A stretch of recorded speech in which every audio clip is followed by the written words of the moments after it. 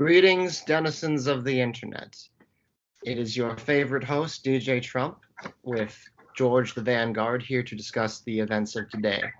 And today we have an unusual episode and a rather somber episode discussing the passing of Supreme Court Justice Ruth Bader Ginsburg, who has passed away just less than an hour ago, actually.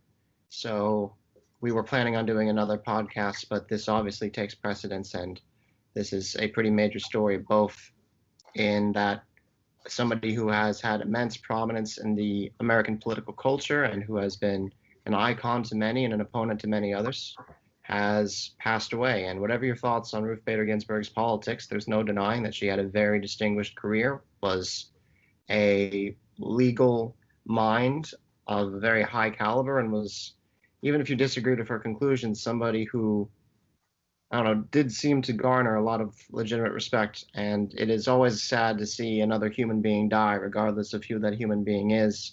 So while undoubtedly, because of the nature of our system, there will be a great deal of political gamesmanship emerging from her passing, and we will no doubt be participating in that gamesmanship because that is the way our system is set up, and that's the rules. Those are the rules that we have to play by.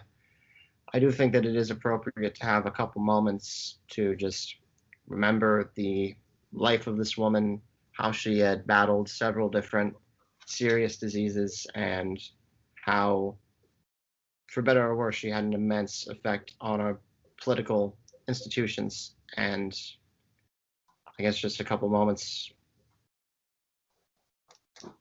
Well, I mean, I guess with that, we can start going into the meat and potatoes of the show, which is going to be briefly analyzing how she may have passed away, although I don't think that's been announced yet. I think that she's had several cases of cancer that she's fought off, and that might be the reason. I think I saw some reports that it was related to complications of pancreatic cancer.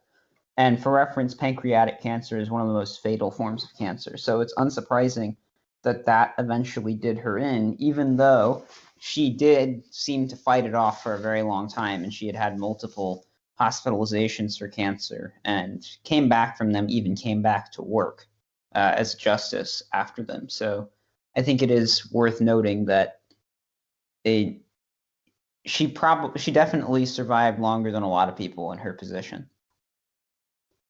Right.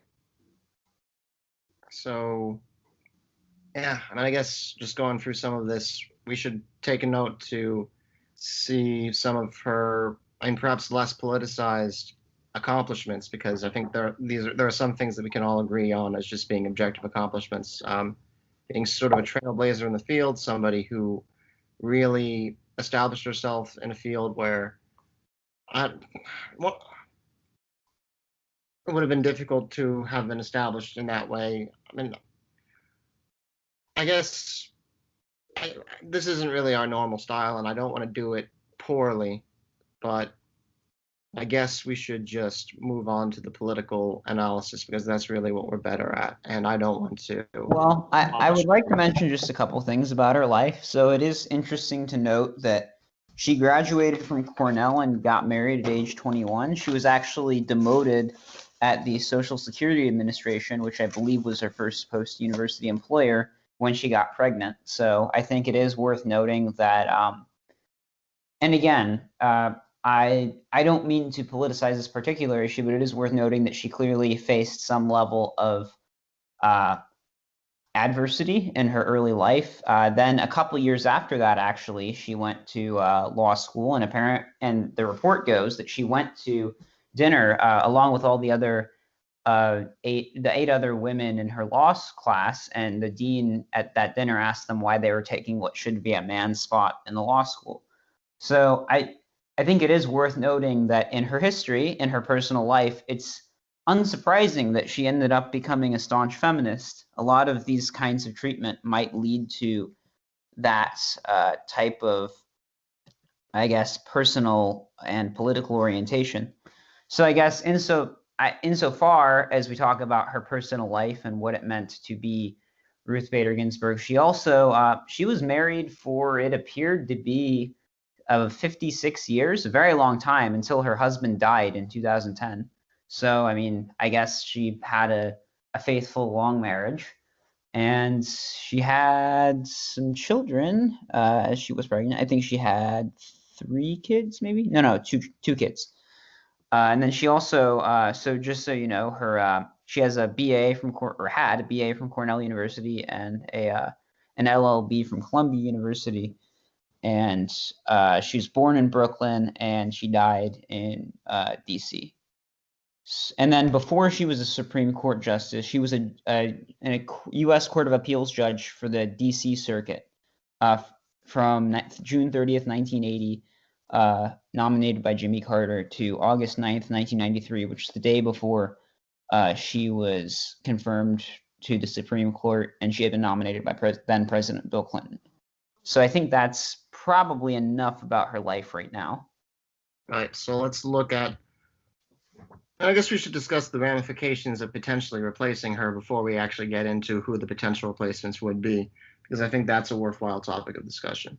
So it's no secret that President Trump has a pretty comprehensive list of people he would like to place in the Supreme Court.